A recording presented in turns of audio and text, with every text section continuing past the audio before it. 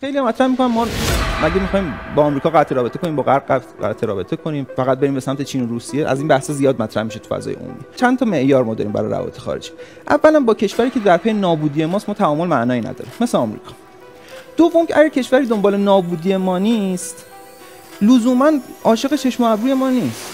باید بتونیم بر اساس منافع مشترک باهاش تعریف همکاری بکنیم. مثلا چین و روسیه لزوما اینجوری نیستش که تو همه مواضع با ما همسو باشن یا مواضع سیاسی ما رو 100% تایید کنن. ما باید منافع مشترک با اینا تعریف کنیم و بر اساس منافع مشترک بتونیم با اینا از ظرفیتشون بهره برداری کنیم. حالا این ظرفیت هم تو زمان جنگ به ما کمک میکنه، هم خارج از جنگ از سرمایه‌گذاری اینها استفاده بکنیم، پروژه‌هایی رو باشون دنبال بکنیم، تامین کالا اساسی کشور خودمون، فروش نفت که به نوعی تامین امنیت ما، تامین امنیت سرمایه‌گذاری هم بشه. بله، با کشور رو بر اساس منافع مشترک باشه، بر اساس هر چقدر منافع مشترک بیشتر، تعاملات بیشتر.